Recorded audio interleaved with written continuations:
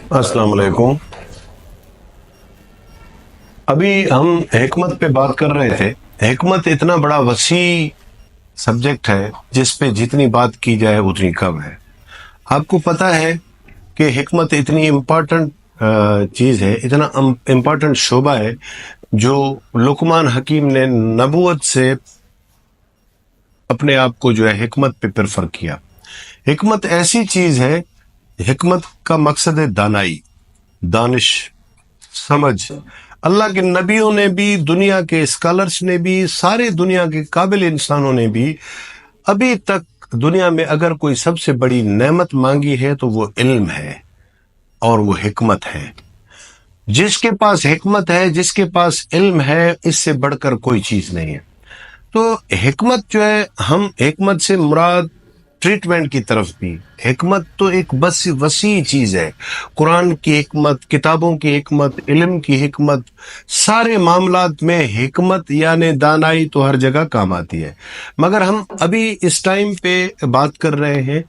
حکمت جو ہے، جو علاج کیا جاتا ہے انسان کے جسم کا، انسان کے بیماریوں کا، انسان کے مسائل کا،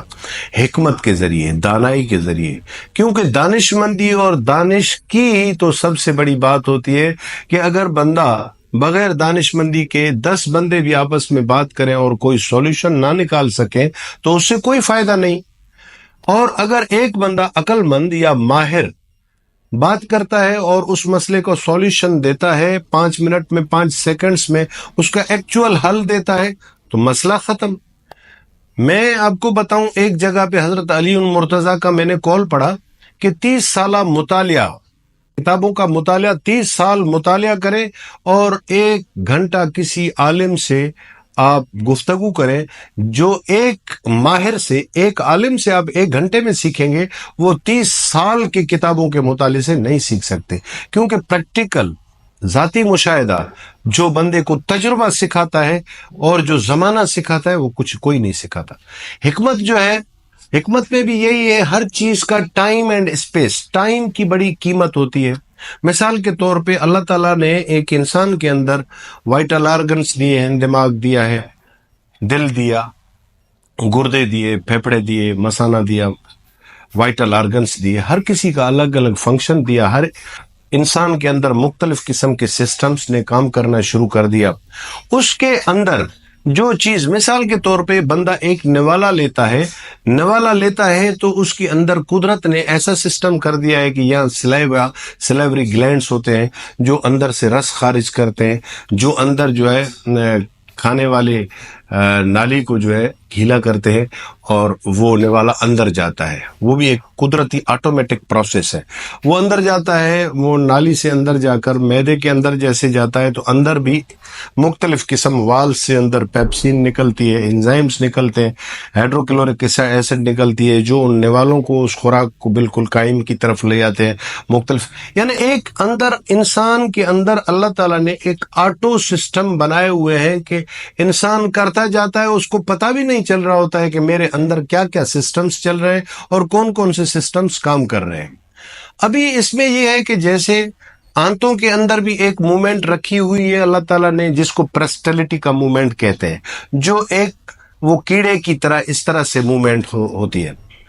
معدے کے اندر ایک چرننگ موومنٹ رکھی ہے، اس کی بھی ایک مخصوص موومنٹ بھی رکھی ہے، اس کی سپیڈ بھی رکھی ہے، اس کی ٹائمنگ بھی رکھی ہے. آنتوں کے اندر بھی ایک موومنٹ رکھی ہے، ایک سپیڈ رکھی ہے، ایک ٹائمنگ رکھی ہے. یہ گلینڈز کے اندر بھی ایک ٹائمنگ ہے، ہر چیز کے، ہارمونز کے اندر، پیچوٹری گلینڈ کے اندر، ہائپوتھیلیمس کے اندر، برین کے اندر، پھیپھڑوں کے اندر، معدے کے اندر، ہر جگہ پہ ایک ٹائمنگ ہے.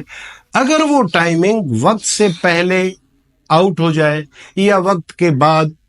کام شروع کرے تو اندر تعفن پیدا ہو جاتا ہے، وہ چیز جذب نہیں ہوتی، وہ چیز ایکسکریٹ نہیں ہوتی، ٹائم پہ وہ جزء بدن نہیں بنتی. جب وہ چیز وقت سے، اگر اس میں ٹائم لیٹ ہو گیا تب بھی وہ بیماری پیدا کرے گی، اگر اس نے دیر کر دی تب بھی بیماری پیدا ہو گئی، اگر وقت سے پہلے ہو گئی تب بھی بیماری پیدا کرے گی. اور اگر وہ ٹائم کو میچ کر جاتی ہے تو وہ جزوہ بدن ہو جاتی ہے اور وہ طاقت میں تبدیل ہو جاتی ہے، انسان کو طاقتور بنا دیتی ہے. تو ہم جو علاج کرتے ہیں، ہم نے جو کوشش کی ہے یا جو ہم نے پرانی طب سے اور پرانی طب اور نئی طب کا جو امتزاج بنایا ہے، اس معلومات کو، اس علم کو ہم نے ایک جگہ پہ اکٹھا کیا ہے، اور تجربات اور مشاہدات سے جو ہم نے سیکھا ہے وہ یہ ہے کہ ان چیزوں سے انسان کی باڈی کو ہم اس کے آٹومیٹک سسٹم کو بحال کرتے ہیں، اس کی اپنی انرجی کو بحال کرتے ہیں، اس کے سسٹمز، ان کی موومنٹس کو، ان کے اندر اعضاء کی ساری موومنٹس کو پراپر کرتے ہیں اور اس کی صفائی کرتے ہیں۔ کیونکہ آپ کو پتا ہے کہ معدے سے بیماری پیدا ہوتی ہے، گیسز پیدا، اگر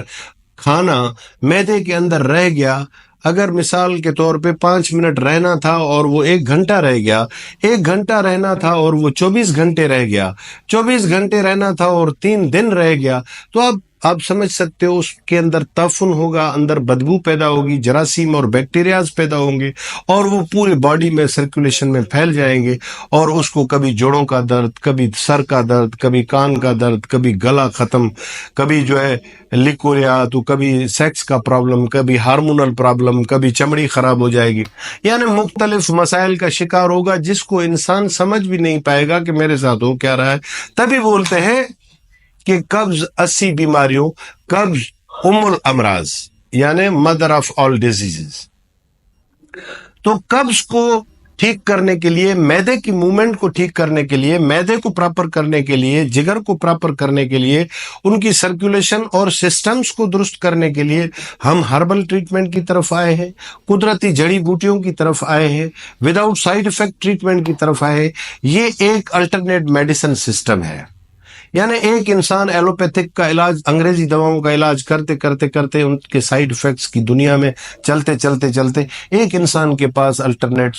بھی موجود ہونا چاہیے کہ ایک طرف انسان لا علاج ہو جائے اور بے آسرا ہو جائے تو کوئی تو آسرا اس کو نظر آئے۔ ایکچوئل تو یہ آسرا اللہ تعالیٰ نے دیا ہوا تھا، مگر انسان جو ہے ناشکرا ہے، بیسیکلی آپ کو پتا ہے مفاد پرست ہے اور ناشکرا ہے، تو وہ اس اصل قرآن کے اور اللہ کے بتائے ہوئے اصولوں کو چھوڑ کے اور مصنوعی دنیا میں داخل ہو گیا، اور مصنوعی دنیا کے سائیڈ ایفیکٹ سے وہ دوچار ہو گیا۔